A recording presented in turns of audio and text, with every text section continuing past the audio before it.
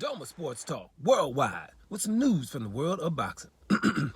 So y'all know what time it is. You ain't in a rush to get concussed. Now, tonight you got a fight between Jaime Munguia and John Ryder. That's in the now the super middleweight division. Jaime Munguia, he's about damn near 40 fights, still undefeated. Was a champion at 154 pounds. He stayed at 160 for a while, then just moved to 168. He didn't want to challenge Demetrius Andrade for the title, so he just went up to 168. But now he's a good fighter, but he did avoid the harder fights when he was back at 154, 160. So a lot of people think he's a hype job, right? And he's a good fighter, but sometimes when you become a mandatory, you know how we think here. If you become a mandatory, you don't get to pick and choose. Here's the champion. You can't say, well, this champion's too hard, I'm gonna go fight someone else. That's Jaime Munguia, Canelo Alvarez, and Ryan Garcia are fighters who's done that, become mandatories and just thought that the champion was too hard for them and was able to avoid them. And no one really says anything about it, but that stays here. We talk about it. So and John Ryder just had a fight against Canelo, lost it. Now he gets to fight John Ryder, and he's right back in the mix for another fight against Canelo. Because the winner of this fight, Jaime Munguia versus John Ryder, is basically going to be Canelo's next fight, unless he fights Jamal Charlo. An outside chance to fight Canelo would probably be Terrence Crawford. But the way people are talking out here saying that Terrence Crawford has a very good chance against Canelo, I doubt that also. I think Canelo is going to fight either, Jaime Munguia, John Ryder winner, or he's just going to fight Jamal Charlo, who right now needs to get himself together.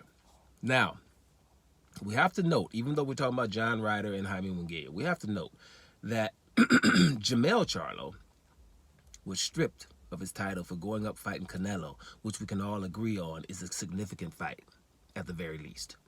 Everybody takes a Canelo fight if they can get it. I don't like that boxing's that way, that somebody can make the most money fighting somebody who won't fight the hard fights himself, but that's what it is. A Canelo fight is something special to these fighters because they can get paid. And whatever your occupation is, you want to go do whatever it is that's going to get you paid more. So Canelo is that in boxing. So at the end of the day, Jamal Charlo goes to fight Canelo.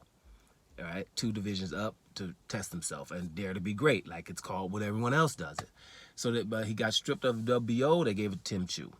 Now he's been stripped of another title. I think it's the WBC title, right? Even though he went up there to do that, and he can't defend them all. But okay, they're saying it's close to 2 years since he's defended the WBC title. So he's been stripped of that. So he was undisputed, never really lost it, but stripped of both of them. Here's the difference. Canelo is at 168 pounds and won't fight any hard guys. David Morrell is mandatory for about 2 years now. We keep acting like it's not a mandatory because the WBA has a regular title, super middleweight title, and David Morrell has that. And they're trying to consolidate their belts so they don't have any more regular champions. So normally they would force, like they do all the other ones, the regular champions, they force the champions, the super champions, to fight the regular champions. That's how it's working for the WBA, except for in Canelo's division. He's far overdue for fighting David Morrell. And we don't have to talk about the WBC. They are supposed to strip Canelo because he's supposed to fight David Benavidez, who's a WBC lineal champ, never lost a fight in the ring.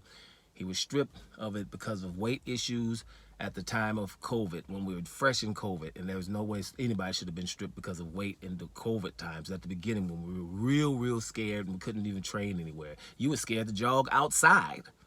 Quiet just kept. So, at that particular time, we should have had a little bit of different regulations.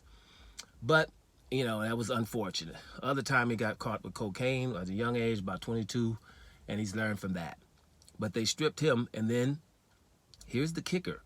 Canelo was given the WBC belt, which means, I don't know why they're not making him fight for it. They should have in the first place.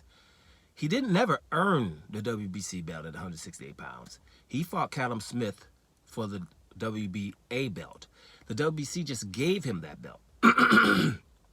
And it gets worse. They gave him that belt after giving him, at 160 pounds, the franchise title, bringing all this ridiculousness into boxing with no definition of it. So they gave him the franchise title so he doesn't have to fight Jamal Charlo. Then he goes up to 168, and they give him the WBC 168-pound title. And because David Benavidez is dangerous, he's not getting a shot to fight for it. And the same thing is with David Morrell. But John Ryder here is about to get a whole bunch of chances.